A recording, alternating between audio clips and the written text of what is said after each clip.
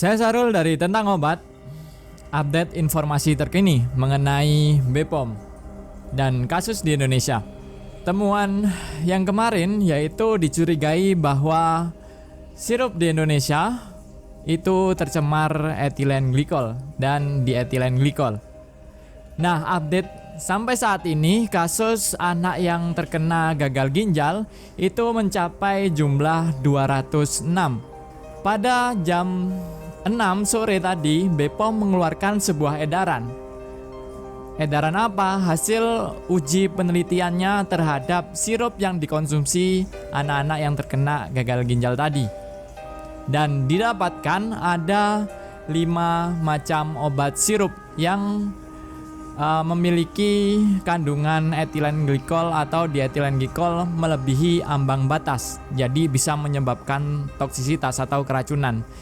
Yaitu yang pertama ada Thermorec, terus yang kedua ada Unibaby Cough, dan yang ketiga ada Unibaby Cough tapi yang demam dan juga yang drop. Terus yang satu lagi adalah Flurin DMP.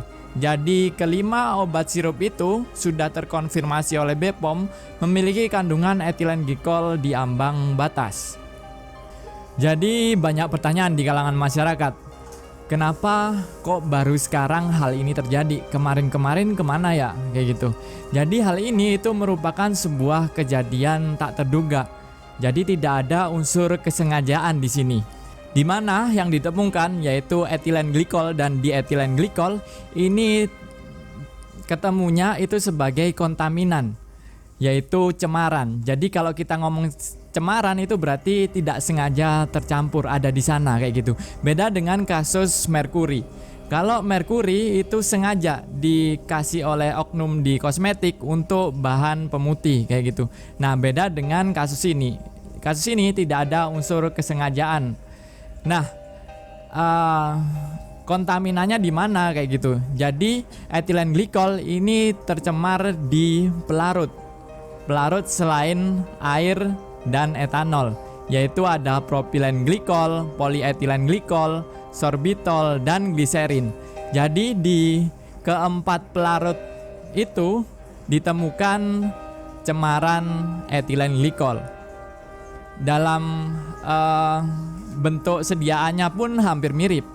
Jadi perlu saya tekankan di sini bahwa etilen glikol dan polyethylene glikol bukan merupakan sebuah pelarut sirup kayak gitu.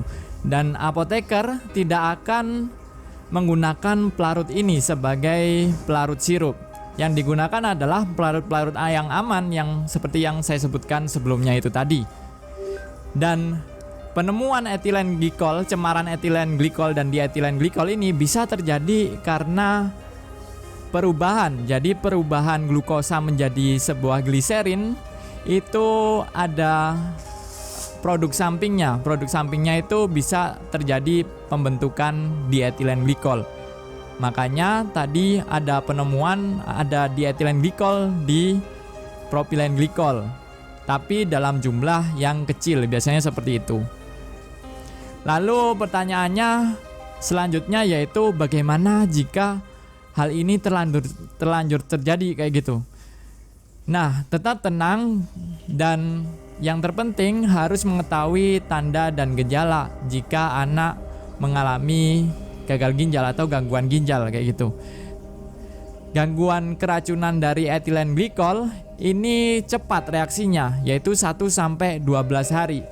Jadi di rentang hari itu ketika anak tiba-tiba mengalami gangguan pencernaan, demam, dan yang paling penting itu tidak ada urin, jadi tidak mengeluarkan urin. Nah itu atau urinnya volumenya berkurang jadi sedikit. Nah itu perlu dicurigai dan segera ke tenaga kesehatan di dekatmu, ke apoteker ataupun dokter, tanya ke sana kayak gitu.